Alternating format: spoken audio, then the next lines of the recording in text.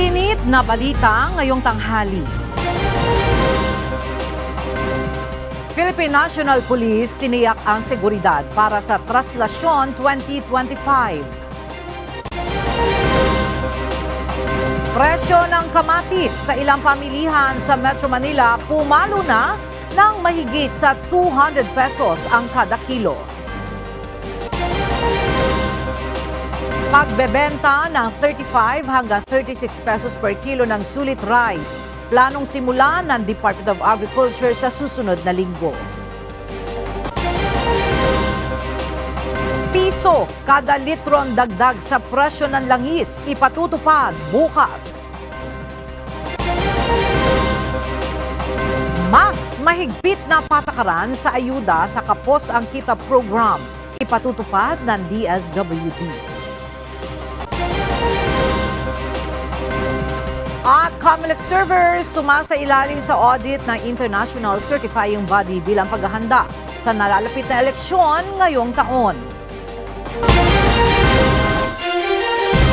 Magandang tanghali mga kasangbahay. Ngayon po ay araw ng Lunes, January 6, 2025. Tayo po ay sabayang napapakinggan sa Radyo La Verdad 1350, ang UNTV Radio. At una sa mga balita ngayong tanghali. Hinigpitan pa ng Philippine National Police ang hakbang sa seguridad upang matiyak ang ligtas at mapayapang traslasyon sa January 9. Ayon kay PNP Chief General Romel Francisco Marbil, libo-libong pulis ang idideploy sa kahabaan ng ruta ng posisyon sa mga lugar na may mataas na konsentrasyon ng tao at mga itinalagang entry at exit points. Ang mga espesyal na unit na sanay sa crowd control ay tutulong naman upang mapanatili ang kaayusan habang ang PNP Intelligence Group at Anti-Cybercrime Group ay magmamatsyag sa mga posibleng banta, mapang-physical man o digital threats. Hindi pa masabi ng Philippine National Police kung magpapatupad sila ng signal jamming bilang bahagi ng seguridad sa Traslasyon 2025. Ayon kay PNP Public Information Office Chief Police Brigadier General Jean Fajardo, sa mismong araw pa malalaman kung papatayin ang signal ng mga cellular phone depende sa sitwasyon sa ground. Mula sa Camp Crame, makibalita tayo kay Lea Ilagan live. Lea, ano ang detalye nitong pagpapatupad ng signal jammer sa Traslasyon? Magandang tanghali sa iyo, Ella. Hindi nga isinasantabi ng Philippine National Police ang posibilidad na magpatupad ng signal jamming sa mga mobile phone o cellular phone sa mismong araw ng Traslasyon 2025. Ayon kay PNP Public Information Office Chief Police Brigadier General Jean Fajardo, ito'y nakadepende sa isasagawang threat assessment sa mismong araw o sa January 9. Kaya naman maaga pa lamang, hinihiling na ni General Fajardo ang pangunawa ng publiko sa sandaling biglang mawala ng signal ang kanilang mga cellular phones sa kasagsagan ng Traslasyon. Samantala magpapatupad naman ng leapfrogging ang PNP mula sa Quirino Grandstand hanggang sa mga ruta ng Traslasyon upang sitahin at hulihin ang sinumang lalabag sa mga ipatutupad na panuntunan.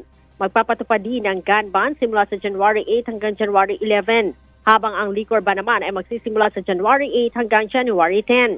Sinabi naman ni Manila Police District Director, Police Brigadier General Tom Ibay, na bawal ang pagdadala ng mga matatalas at matutulis na bagay, pagdadala ng bag, pagsusuot ng sombrero, pagdadala ng payong at maging ang pagsusuot ng sapatos sa mga nasa paligid naman ng andas. Samantala, sinabi din ni PNP Chief Police General Romel Francisco Marbil na nasa 12,000 na pulis ang kanila ipapakalat mula sa Quirino Grandstand hanggang sa ruta ng prosesyon patungo sa Quiapo Church. I-deploy din aniya ang mga pulis simula sa January 7 sa aktibidad dyan sa Quirino Grandstand. Bukod sa mga local police, magdi-deploy din ang PNP ng mga tauhan mula naman sa PNP Highway Patrol Group, Intelligence Group at Anti-Cybercrime Group. Layo ng PNP ang pagkakaroon ng ligtas na traslasyon ngayong taon. Ella?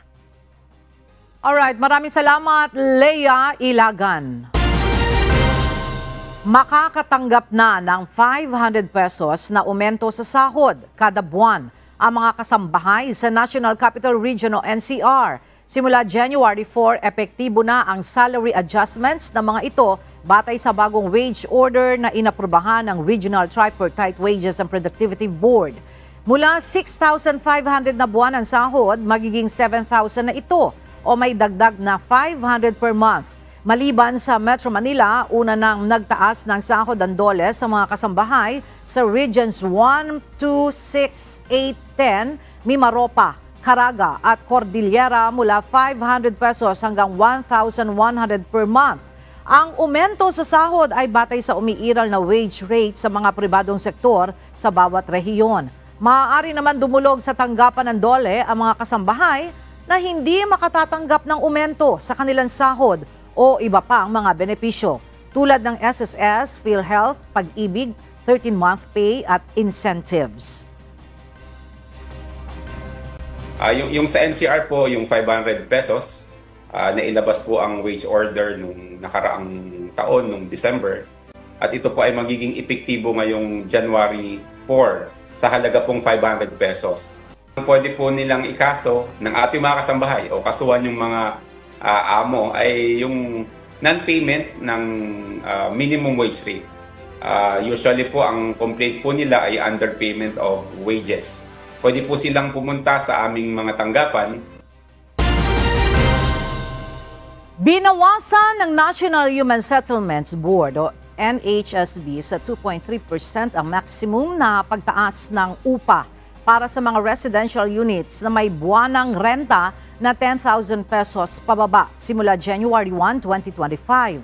Sakop ng limitasyon ang mga unit na inuupahan ng mga tenant noong 2024, ngunit hindi naman kasama ang mga bagong tenant o unit na bakante sa 2025.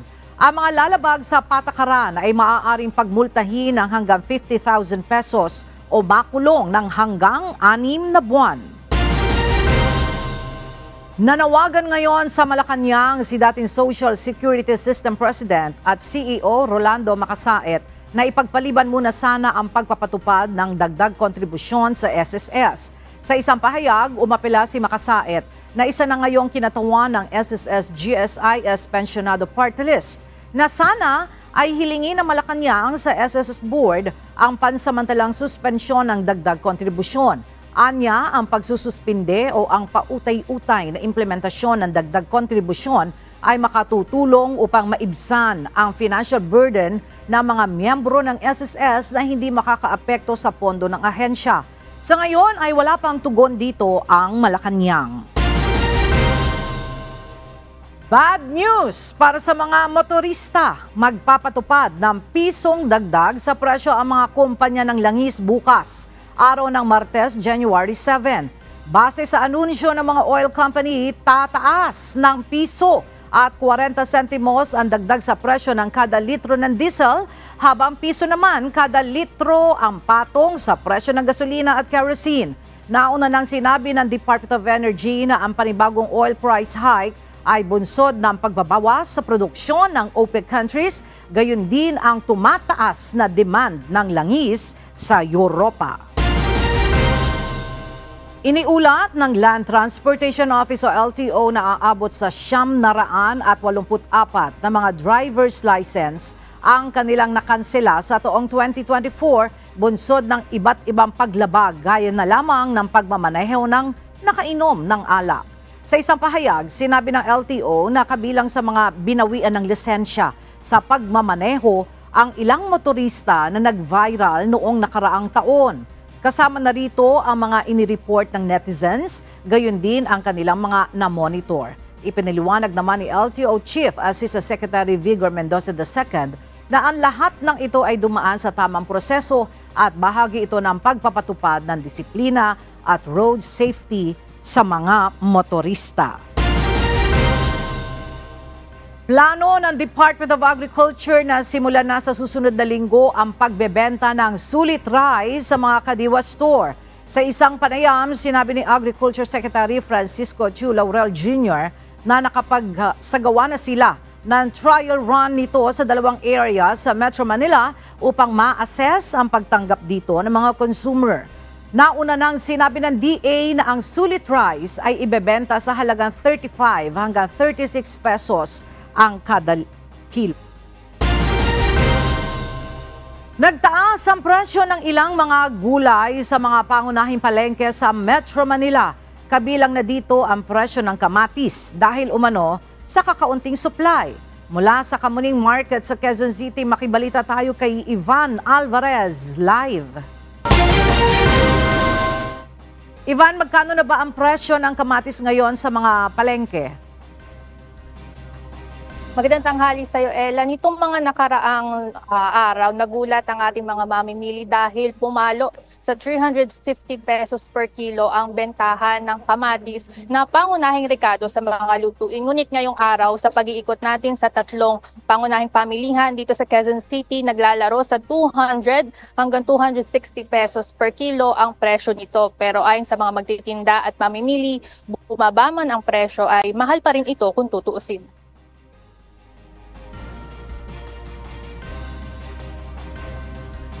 Sa pagpunta natin sa Balintawak Market kanina, pinakamababa ang presyo ng kamatis na galing sa Nueva Ecija na nasa 200 pesos per kilo. Ayon sa mga tindera sa Balintawak, kahapon lamang nagbaba ng presyo. Ngunit nitong pagpasok ng 2025, umabot sa 320 per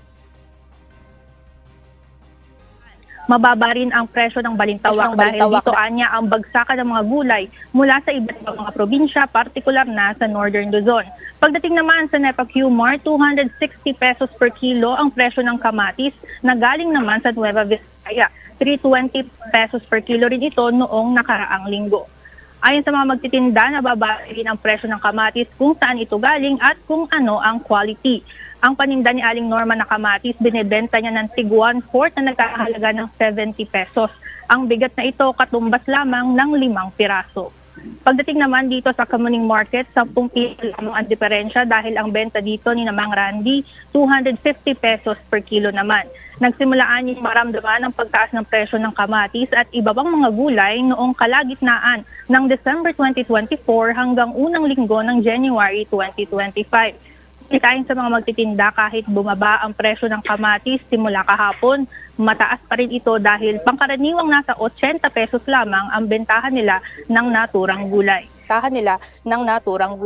Samantala, nadagdagan din ang presyo ng iba pang mga gulay gaya ng patatas na 180 per kilo na dating 100 pesos per kilo lamang. Ang talong nasa 140 pesos per kilo na dating 120 pesos per kilo. Nasa 120 pesos per kilo naman ang malaking sibuyas na dating mabibili lamang sa 100 piso per kilo.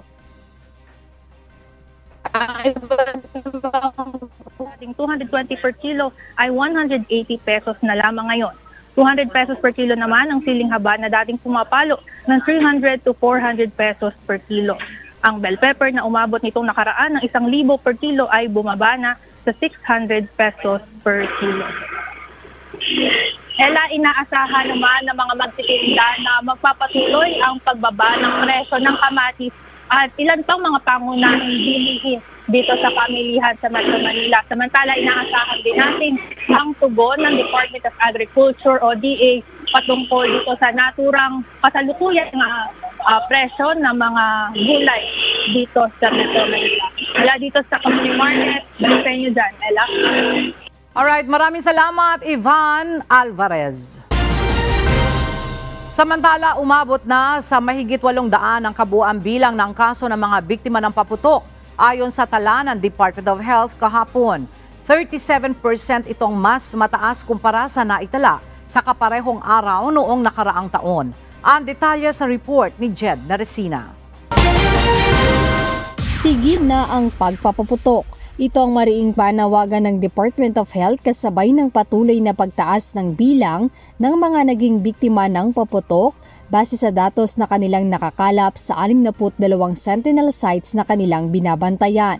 Nitong nagdaang weekend, 2 kaso ng paglunok ng paputok ang naitala ng ahensya, kung saan isang 3 taong gulang at isang 2 taong gulang na bata ang aksidenteng nakalunok ng lusis. Mula December 22, 2024 hanggang alas 6 ng umaga kahapon January 5, 2025, umakyat na sa 832 ang firecracker-related injuries na naitala ng DOH. 37% itong mas mataas kumpara sa naitala nila ng parehong araw noong nakaraang taon.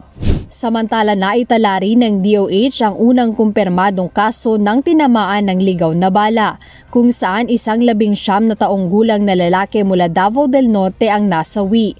Ayon sa ahensya, tinamaan ng bala ang biktima habang nagsasaya sa labas ng kanilang tahanan. Ayon sa DOH, Quitis, 5-star at Boga ang nangungunang sanhi ng mga pinsalang kanilang naitatala. Kaya mariing ipinapaalala ng DOH sa publiko na delikado ang paggamit ng paputok legal man o hindi. Jed Neresina, UNTV News and Rescue. Diyos ang aming sandigan, serbisyo publiko ang aming pinahahalagahan. Naniniwala ang isang makabayan block lawmaker na mapapabilis na ang pagproseso sa impeachment complaints laban kay Vice President Sara Duterte sa ihahain pang reklamo. Samantala, naniniwala naman ang isang activist lawyer na nagpapakita ng tumitinding bangayan sa pagitan ng mga Marcos at Duterte ang reorganization sa National Security Council o NSC. Ang detalye sa ulat ni Rosalie Coz. Ngayong linggo, posibleng ihain ang ika-4 na impeachment complaint laban kay Vice President Sara Duterte at welcome ito para kay House Deputy Minority Leader, ACT Teachers Party List Representative Franz Castro. Ayon sa Teacher Solon, ang pagkakaiba nito sa mga naunang complaints ay ang maigting na suporta mula sa majority coalition members. Isa ang mambabatas na nag-endorso ng ikalawang impeachment complaint laban sa pangalawang Pangulo. Wala pa ring detalye ang kongresista sa sektor na maghahain ng isa pang reklamong ibig magpatalsik kay VP Duterte. Pero umaasa itong si ika-4 na complaint ay mapapabilis na ang proseso ng impeachment. Pare-parehong nasa tanggapan pa ng House Secretary General ang mga reklamong nag-ugat sa paggastos ng confidential funds ni VP Duterte. Samantala, naniniwala naman ang isang activist lawyer na nagpapakita ng tumitinding bangayan sa pagitan ng mga Marcos at Duterte ang reorganization sa National Security Council o NSC. Ayon kay dating Bayan Muna Representative Attorney Nery Colmenares, ang pagtanggal kay VP Duterte at mga dating Pangulo sa NSC ay nagpapakita ng lumalawig na krisis sa pagitan ng dalawang paksyon. Hindi lang anya ito patungkol sa national security kundi tungkol sa political survival. Sa gitna ito ng papalapit na 2025 midterm elections. Rosalie Coz, UNTV News and Rescue. Diyos ang aming sandigan, serbisyo publiko ang aming pinahahalagahan. Patuloy na binabantayan ng Philippine Coast Guard ang monster ship ng Chinese Coast Guard na namataan mula sa baybayin ng Zambales. Nauna nang na-detect ang monster ship ng China noong Sabado sa Capones Island, Zambales. Ang detalye sa ulat ni Ryan Lacanlale. Gamit ang Dark Vessel Detection o DVD system ng Canada ay na-detect ng Philippine Coast Guard ang presensya ng Chinese Coast Guard Vessel 5901 o ang tinatawag nilang monster ship nitong Sabado. Nasa layo lamang itong 54 nautical miles mula sa baybayin ng Capones Island, Zambales. Kaya agad ipinadala ng PCG ang BRP Cabra o MRRB 4409 kasama ang isang PCG helicopter at PCG Cessna Caravan upang tiyakin ang presensya ng monster ship sa lugar. Alas 5 ng hapon ay nakumpirma ng PCG ang presensya sa lugar ng monster ship. Kaya ni-radio challenge nila ito at kinwestiyon ang kanilang pananatili sa loob ng exclusive economic zone ng bansa. Coast Guard, CD5901. This is BRP Cabra, MRRB 4409. We are reminding you that you are within 72.6 nautical miles west by the south of Silangin, Zambales, inside in the Philippine Exclusive Economic Zone. Please leave this area immediately. Over. Kinabukasan araw ng Linggo, ay patuloy na namomonitor ng PCG ang monster ship kung saan ni-radio challenge pa nito ang barko ng Pilipinas at sinabing isinasagawa nito ang tungkulin na pagpapatupad ng batas sa mga karagatang sakop ng jurisdiksyon ng China. Vessel 4409. This is China Coast Guard. Vessel 5901. I'm performing law enforcement duties on the jurisdictional waters of the People's Republic of China. The so-called award for the South China Sea arbitration is illegal and invalid. China neither accept it nor recognize it. China firmly upholds its territorial sovereignty and maritime rights and interests in the South China Sea. Sinagot naman ito ng BRP Cabra at hinamon ang CCG vessel sa kanilang iligal na presensya sa lugar at binigyang diin na wala itong legal na karapatan na mag-operate sa loob ng Exclusive Economic Zone o EEZ ng Pilipinas. China Coast Guard 5901 under Republic Act 1206 for Philippine Maritime Zones Act, the United Nations Convention of the Law of the Sea, and the 2016 Arbitral Award, you do not possess any legal authority to patrol within the Philippines Exclusive Economic Zone. You are directed to depart immediately and to notify us of your intention.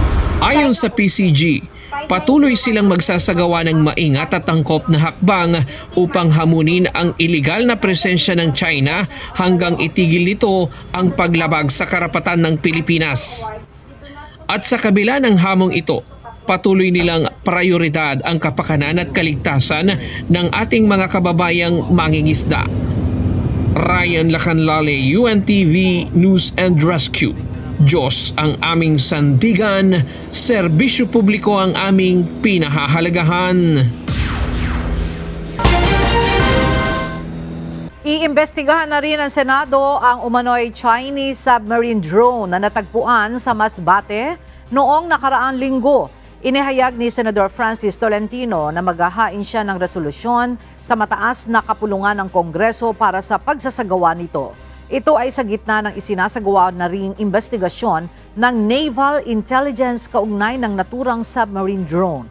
Sa inisyal na impormasyon na nakalap ng mambabatas, sinabi nito na ang submarine drone ay para sa marine at scientific research at hindi para sa military purposes. Ngunit hindi pa anya kumpirmado ito bagaman natukoy na naggaling ang instrumento sa ibang bansa na posibleng isang paglabag lalo kung wala itong permiso.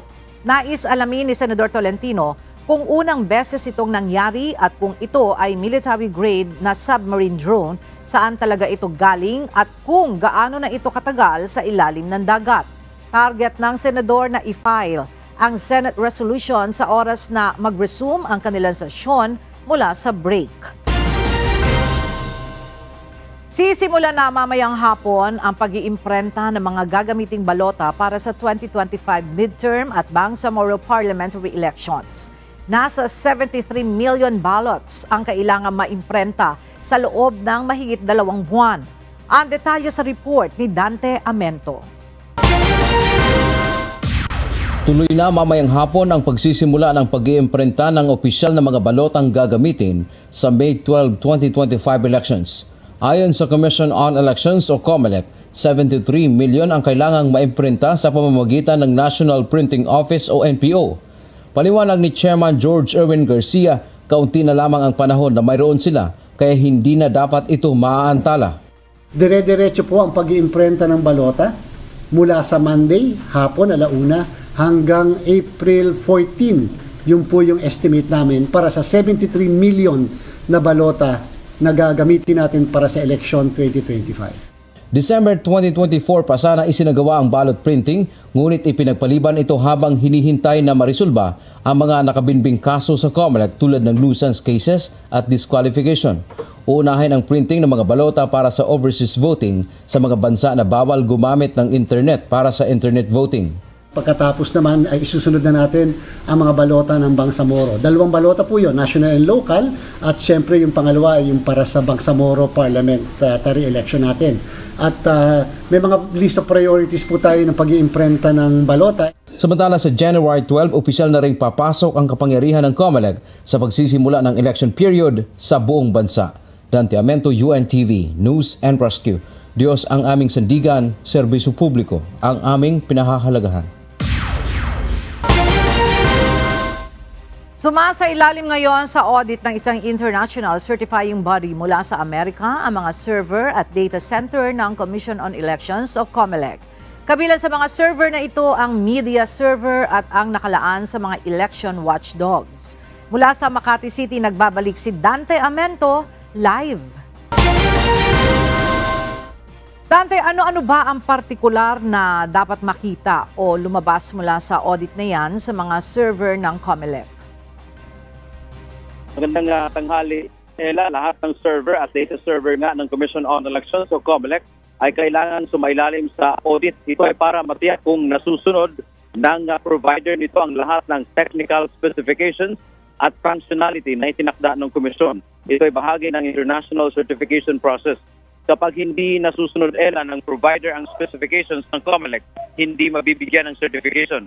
Kabilang sa sinuri kanina ng kumpanyang ProVNV na nakabase sa Alabama, United States of America, ang servers ng Dominant Majority Political Party, Dominant Minority Political Party, PPCRB, NAMPREL at Media Server. Kaya din ang data center ng komisyon sa Makati City. Ayon kay Chairman George Sherwin Garcia, dapat international standard ang nasusunod. Magkakaroon din ulit, Ella, ng audit sa isa pang server dito pa rin sa Makati at sa Parañaque City. Bahagi pa rin ang prosesong ito para matiyak ang integridad ng papalapit na 2025 midterm at Bangsamoro parliamentary elections. Yan mo nating update mula dito sa Makati. Balik sa iyo, Ella. Maraming salamat, Dante Amento. Ihigpitan ng Department of Social Welfare and Development o DSWD ang mga patakaran para sa ayuda sa Kapos ang Kita o AKA program upang matiyak na hindi ito magagamit sa politikal na interes. Ayon kay DSWD spokesperson Assistant Secretary Irene Dumlao, gagamit ang ahensya ng standardized targeting system upang tukuyin ang mga benepisyaryo habang ang social workers ang magsasagawa ng validation at assessment. Nilinaw din ni Secretary Rex Gatchalian na walang lokal na opisyal ang makikialam sa pagtukoy ng mga benepisyaryo upang mapanatili ang integridad ng programa. Naipadala na ng Bureau of Corrections sa National Bureau of Investigation ang sulat para sa hiling na parallel investigation sa nangyaring insidente ng pananaksak sa maximum compound ng Nubilibid Prison noong nakaraang linggo. At para sa ibang detalye, makibalita tayo kay Benedict Samson live.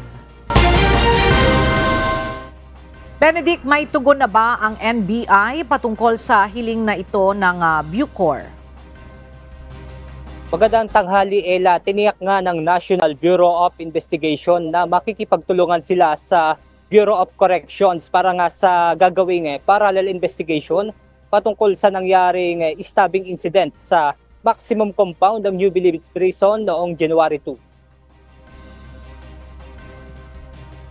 Ayon kay Bucor Public Information Office Chief at Spokesperson Corrections Chief Inspector Marlon Mangubat, naipadala na nila sa NBI ang request letter para sa gagawing investigasyon. Nagpadala na rin ang tauhan ng Philippine National Police para sa gagawing pagsisiyasat sa insidente. Sa ngayon ay pinaghiwa-hiwalay muna ng Bucor ang taong sangkot sa pangyayari. Nga po, habang patuloy pa rin po namin inimbestigahan itong pangyayari na to, sa gaya po na nasabi ko, nagbigay nga po ng kautusan at ang aming pamunuan sa lahat po ng aming kolonya na maging alert po doon, maging vigilant kasi baka nga magkaroon ng retaliation. At the same time, yung pong mga assailant, nakasitkip naman po sila. Noong January 2 nga nang mangyari ang pananaksak kung saan isang persons deprived of liberty ang nasawi, habang dalawa naman ang nasugatan. Sa isang hiwalay na pahayag, sinabi naman ni Bucor Director General Gregorio Katapang Jr. na pinatawa na ng preventive suspension sang 4 na NBP personnel kaugnay ng kaguluhan. Ella, paalala nga ng Bucor na naka-lockdown at hindi muna tatanggap ng dalaw ang New Bilibid Prison patungkol nga dito sa nangyaring stabbing incident. At yan muna ang ating update mula rito sa Quezon City. Balik sa inyo dyan, Ella. Maraming salamat, Benedict Samson. Sa iba pang balita, nagbabala ang Philippine Atmospheric Geophysical and Astronomical Services Administration o PAGASA sa mga pag-ulang dulot ng shear line at Intertropical Convergence Zone o ITCZ. Paliwanag ng PAGASA, mapanganib ang epekto ng patuloy na pag-ulan na nararanasan ngayon na dulot ng naturang weather systems. Mula sa PAGASA Weather Center, alamin natin ang detalye kay JP Nunez live. JP, bakit hindi dapat ipagwalang bahala ang epekto nitong ITCZ at shear line ayon sa PAGASA? Ella, ayon nga dun sa weather specialist na nakausap natin dito sa PAGASA kanina, yung shear line at yung Intertropical Convergence Zone o ITCZ ay nagdudulot yan ng mga pulu-pulong pag-ulan. At kapag ilang araw na natuloy-tuloy yung mga pag-ulan, ay pwede yang maging sanhi ng mga pagbaha at paglambot ng lupa na pwede namang maging dahilan ng mga landslide. Nagbabala nga ang PAGASA na kahit walang bagyo ay posible pa rin ang mga pagbaha at landslide. Ito'y dahil sa epekto ng shear line at ng Intertropical Convergence Zone o ITCZ. Ang shear line ay yung salubungan ng hanging amihan at hanging nanggagaling sa Pacific Ocean. Dahil magkaiba ang mga temperatura nito na malamig at mainit, nakakabuo ito ng mga makakapal na ulap na sanhi ng malalakas na mga pag-ulan. Ang shear line ay umiiral lamang habang mayroong hanging amihan. Habang ang ITCZ naman ay yung mga hanging nagtatagpo sa bahagi ng equator na nagiging sanhi rin ng mga pag-ulan. Dahil dito, kahit walang bagyo ay pinag-iingat pa rin ang publiko sa mas matinding epekto ng mga pag-ulan. Sa kada buwan ng Enero at Pebrero, pwede namang merong isang bagyo ang papasok sa bansa ayon sa PAGASA. Ella, doon sa 4 a.m. na ipinakitang report sa atin ng PAGASA kanina, yung shear line ay nakatutok ngayon sa area ng Southern Luzon. Kaya yung mga area ng Bicol, ng Aurora at ng Quezon Province, ayan yung mga makakaranas ng mga pulu-pulong pag-ulan hanggang mamayang hapon. Sa ngayon, yan muna ang ating latest live. Balik sa iyo, Ella. Maraming salamat, JP Nunez.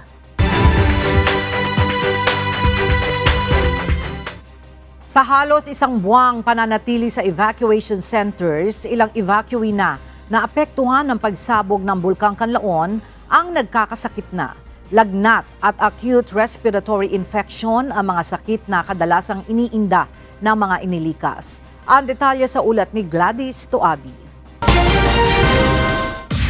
Habang nagpapatuloy ang pananatili ng mga evacuees sa evacuation centers dahil sa patuloy na aktibidad ng Bulkang Kanlaon, nagiging usapin ang kanilang kalusugan. May ilan kasi sa kanila na nagkakasakit na. The common causes for consultation are still related to the Mount Kanlaon. So there's still respiratory cases, ubo, sipon. Kasi medyo matagal na silang nandito. I think almost a month. Oo. So yung mga nakikita na nating cases ngayon are more chronic in nature. So yung mga lumalabas yung mga hypertension and diabetes. Ilan sa pangunahing iniindang sakit ng mga inilikas ay lagnat at acute respiratory infection. Bukod pa sa ibang sakit gaya ng hypertension, pagtaas ng sugar, at iba pa na nangangailangan ng maintenance. So far po, actually, I would really say na it's under control. Most especially because very close ang relationship ng Department of Health with the local governments here. So pag may nakikitang issue, nakakatch po agad, tapos nakakapag-brainstorm ng solution agad.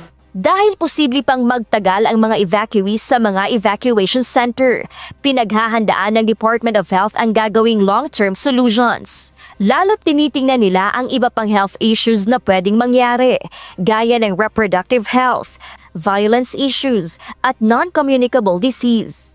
Ayon sa ahensya, may nakahanda silang contingency plan kasama ang iba pang concerned agencies.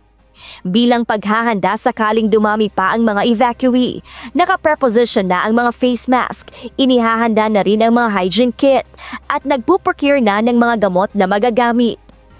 Samantala, nagbigay naman ng pahayag ang lokal na pamahalaan ng La Castellana sa sinasabing 9-month-old na nasawi sa evacuation center. Very isolated case kasi based on the doctor na nag-investigate at saka yung DOH prior to the evacuation, meron na yung bata na kumbaga may ano na siya na sakit. So, dinala na nga yun prior, dinala bago sa consultation, kumbaga complicated na po yung sakit. At saka namatay po siya, yung tinatawag natin cardiopulmonary arrest. Tapos meron siyang acute gastroenteritis, which is meron siyang severe dehydration at saka electrolyte imbalance. Paglilinaw ng LGU, hindi dahil sa pagkukulang at pananatili sa evacuation center ang dahilan sa pagkamatay ng sanggol. It's a shared responsibility naman po. It's not about nga dito lang lahat sa yung nanay po. Meron din siyang responsibilidad kasi kung naibigyan siya ng advice ng doktor, sundin naman. Pero actually, nasunod naman ng nanay. Pero siguro, prior to the report, hindi na kayang. Kumbaga nag-report siya dahil hindi niya na hindi mainda ng anak niya yung sakit. Gladys Tuwabi, UNTV News and Rescue. Diyos ang aming sandigan, serbisyo publiko ang aming pinahahalagahan.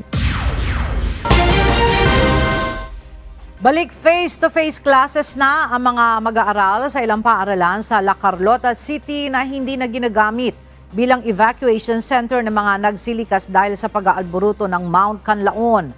Ang detalye ay hatid pa rin ni Gladys Tuabi live. Gladys, nangangahulugan ba itong ligtas na ulit ang pagsasagawa ng in-person classes kahit pa patuloy pa rin ang pag-aalboruto ng Bulkang Canlaon? Ella, sa kasalukuyan ay nasa alert level 3 pa rin ang Bulkang Canlaon at andyan pa rin ang posibilidad ng pagsabog nito ng mas malakas dahil sa ipinapakita nitong sunod-sunod na aktibidad. Hindi pa rin pinapayagan ang pagpasok sa mga lugar na nasa 4 to 6 kilometers permanent danger zone mula sa bulkan. Kaya dahil sa nakaambang panganib, hindi lahat ng mga paaralan sa lungsod ay balik na sa face-to-face classes. Tanging 25 paaralan lang sa La Carlota City ang balik na sa face-to-face classes.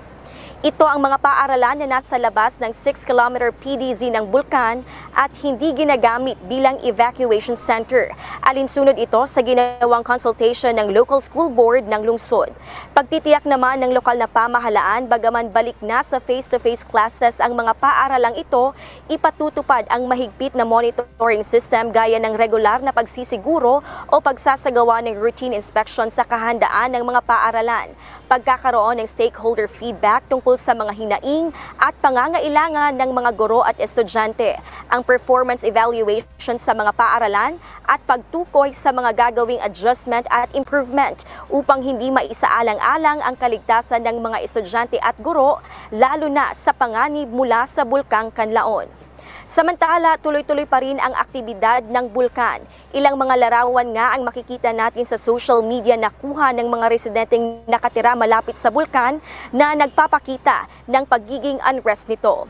Sa 24-hour observation ng DOST PHIVOLCS, nakapagtala ito ng 37 volcanic earthquakes, pagbuga ng sulfur dioxide flux na aabot ng higit 3,000 tonelada.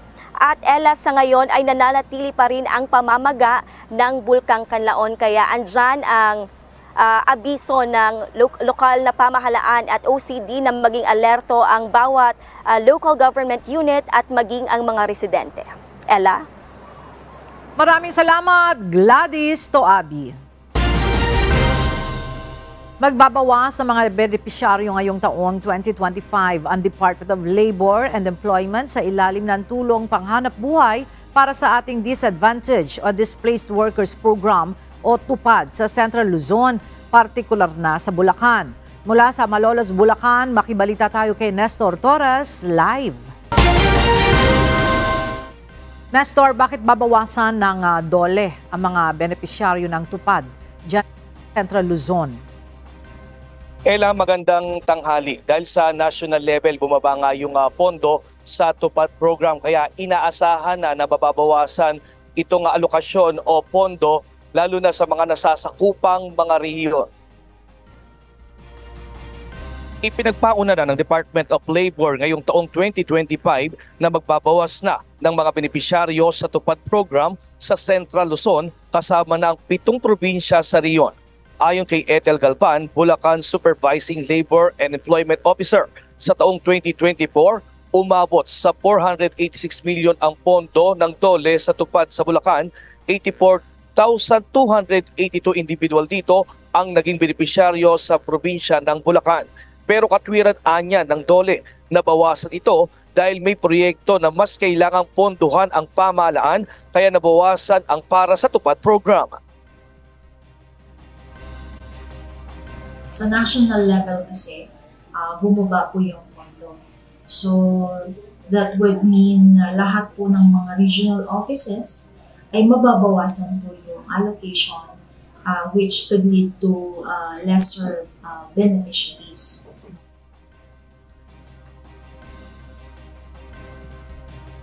Paliwanag pa ng DOLE, pagdating sa qualified beneficiaries ngayong taon, gaya pa rin ng dati ay dedepende sila sa mga barangay at LGUs, pero sasalain nila ngayong kung sino ang mas kwalipikado na kailangang magtrabaho sa tupad. Sa guideline, pwede pa rin ang mga nakaraang taon na nakasama na, pero prioridad ay ang mga nawala ng trabaho o displaced workers, kulang ang pinagkakitaan o mga marginalized sector. Actually, ganun naman talaga yung ginagawa po ng DOLE. Sinasala pa rin talaga naman po yung mga qualified beneficiaries. For this, hindi naman po ganun na maapektuhan pa rin naman yung implementation. It's because we will still maximize yung output po ng ating mga beneficiaries na kung saan marami pa rin pong makikinabang.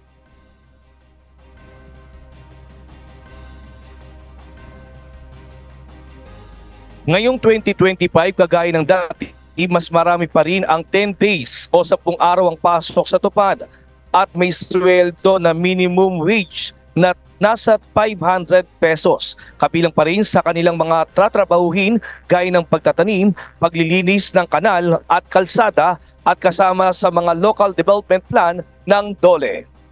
At yan muna ang ating latest live. Balik sa iyo. Ella? Maraming salamat, Nestor Torres. Formal nang inilunsad ang pinaka-aabangang Panagbanga Festival 2025 sa Baguio City. Ngayong taon, tampok sa pagdiriwang ang ilang mga pakulo na aabangan ng mga makikilahok. Mula sa Baguio City, may report si Grace Doctolero live. Grace, ano-ano ang mga bagong aabangan sa pagdiriwang ng Panagbanga Festival ngayong taon? Yes, Ella, ayon kay Mayor Benjamin Magalong, ang mga aasahan sa pagbubukas ng Panagbanga Festival ay ang Panagbanga Scapes kung saan magkakaroon ng landscaping competition and exhibition at ang market encounter at iba pa. Inilunsad ng Baguio Flower Festival Foundation at ng Baguio City Government ang 2025 Panagbanga na kilala rin bilang Flower Festival ngayong araw ng Lunes, January 6. Ang taunang kaganapan ay formal na nagbubukas tuwing February 1 kung saan ang mga street dancers at drum and lyre ay maglalaban-laban para sa isang slot sa dalawang grand parade. Ito ay ang street dancing parade at ang float parade. Sa ika-29 na taon na ito ay ayon kay Mayor Benjamin Magalong, nagdagdag sila ng college category para sa street dancing at drum and lyre bukod pa sa pagtaas ng mga premyo. Ayon kay Anthony De Leon, BFFF Executive Committee Chair, ang mga highlight parade ay nakatakda pa rin sa ikatlong weekend ng Pebrero. Pinesent sa akin yung entire program for this Panagbanga 2025. At ang idinagdag yung float, may dinagdag sa float eh. Di ba meron tayong small, medium at yung large floats. Merong college floats. Another is we have invited yung mga mayors sa Benguet. So ato ka signified na mag-join sila. Sa February 1, gaganapin ang Opening Day Parade. Sa February 22 naman, araw ng Sabado, gaganapin ang Grand Street Dance Parade. At sa February 23, araw ng Linggo, ang Grand Floral Float Parade. Sa February 27 naman ay ang Fluvial Parade sa Burnham Lake. Asahan, Ella, na sa darating pang mga araw ay mararamdaman din ang mas malamig na temperatura. Kaya naman itong buwan ng Pebrero ay asahan ng ating mga turista o ng mga bakasyonista na aakyat para sa Panagbunga Festival na mararanasan nila ang mas malamig na temperatura. Yan muna ang balita. Balik sa iyo, Ella. Maraming salamat, Grace Doctolero.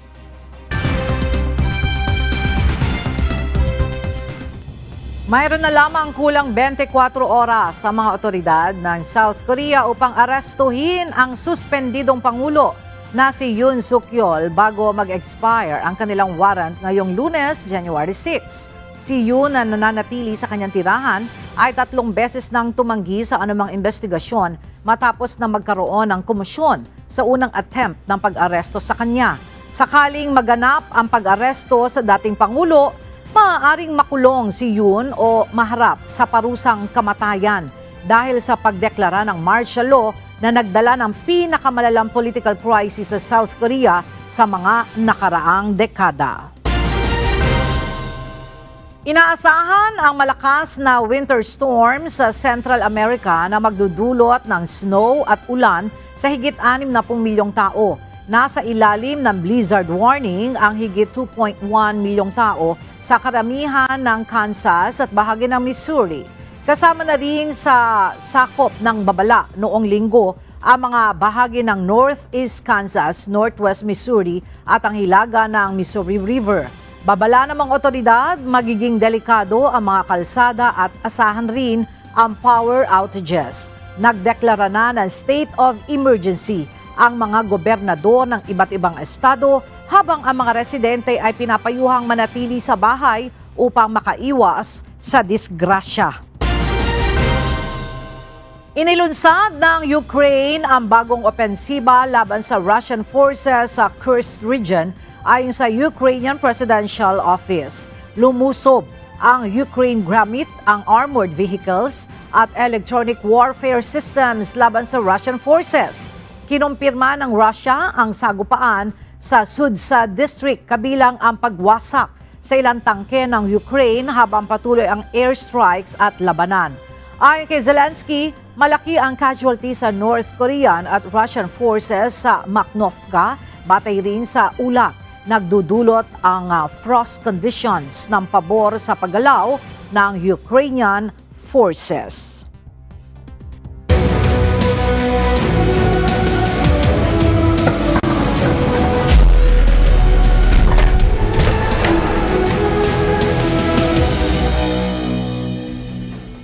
Winalis ng Ombudsman Graft Busters ang lahat ng mga nakalaban nito sa Group A ng eliminations ng UNTV Cup Season 11 para makapasok sa quarterfinals.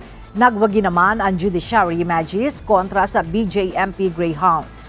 Habang nailista na ng DFA emissaries ang kanilang unang panalo sa liga. Para sa detalye, narito ang report ni Bernard Dadis.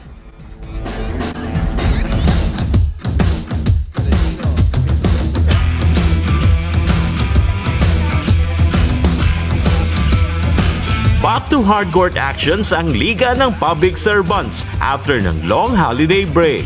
Ganda ng pasok ng 2025 para sa DFA emissaries sa triple header ng UNTV Cup Season 11 eliminations kahapon sa Nova Des Convention Center sa Quezon City.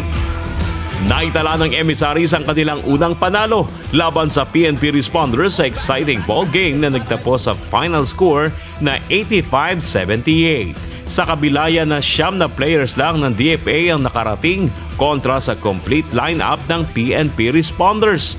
Dinumina ng DFA ang lahat ng quarters kung saan 5 sa 9 naman lalaro ang may double digit sa puntos. Pinangunahan ang opensa ng DFA ni na JC Aberientos na kumamada ng 23 points, 5 rebounds at tig-4 na assist at steals. At si Jeffrey Ompad na humakot ng 16 points, 12 boards, 3 dimes, 2 steals at isang block. Talagang nag-reset kami back to basic kasi darating talaga yung times na talagang mixed emotion na, marami kami iniisip. Di namin alam kung paano na kami mananalo sa game. So talagang nag-collective effort kami, mga teammates ko, from coaching staff to management. Talagang ginawa namin yung best namin para makuha yung first win namin. More ensayo pa po, tapos kailangan namin maghanda talaga kasi mahaba pa itong ligang to. Saka hard work lang at saka gagawin lang po namin yung ituturo ni coach sa amin. Tolomia on the run. Tolomia has all of the field goals ng Magic. Gumanda pa ang record ng Judiciary Magis na mayroon ng 3 panalo at 1 pa lang natalo sa kanilang kampanya sa liga ngayong season. Si Chester the Elevator Tolomia pa rin ang bumuhat sa Magis na may double-double performance para sa kanilang big win kontra BJMP Greyhounds sa score na 85-67. Sa kabila yan ng slow start ng opensa ng Judiciary sa first half, solid ang ipinakita ni Tolomia with 26 points, 10 rebounds, 1 assist at 2 steals kaya tinanghal na best player of the game. Sabi ni Coach Gilbert, motivate niya kami lagi. Yun nga, momentum na namin ngayon. Kailangan namin, yun na namin yung system na ina-apply niya, na nagagawa na namin. Saka yung depensa pa rin talaga namin, yung maganda ngayon na lahat kami nagtumutulong-tulong sa depensa namin. Dahil sa ikatlong sunod na panalo, umakyat pa sa ika-4 na pwesto ang Judiciary, habang nalaglag naman sa ika-5 pwesto ang BJMP.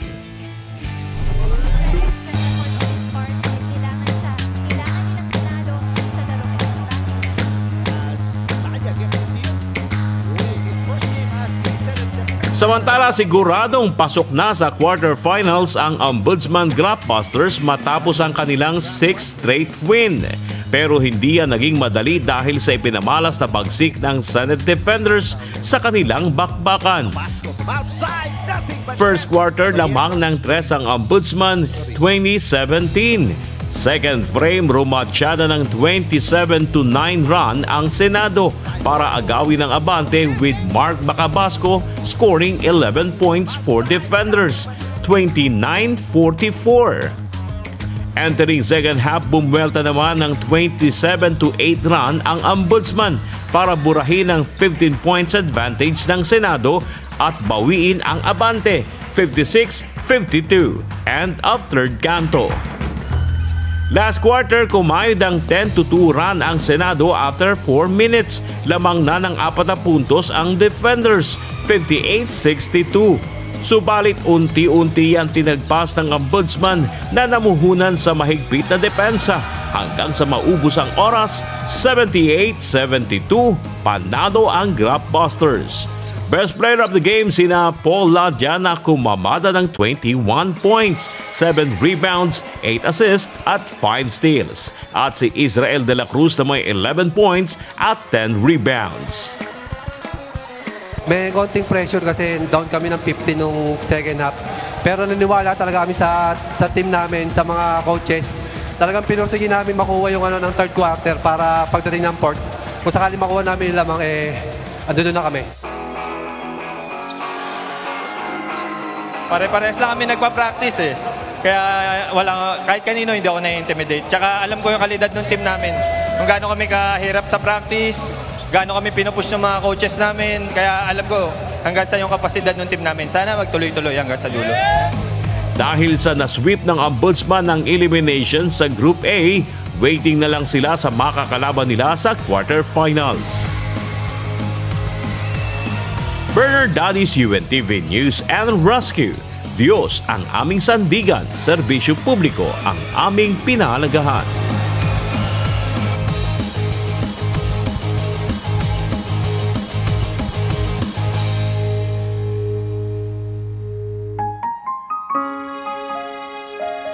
At sa ating iiwang mga salita ng Diyos na ating sandigan mula sa Aklat ng Santiago, Kapitulo 4, versikulo 17 na nagsasabi, Sa nakakaalam nga ng paggawa ng mabuti at hindi ito ginagawa, ito'y kasalanan sa kanya.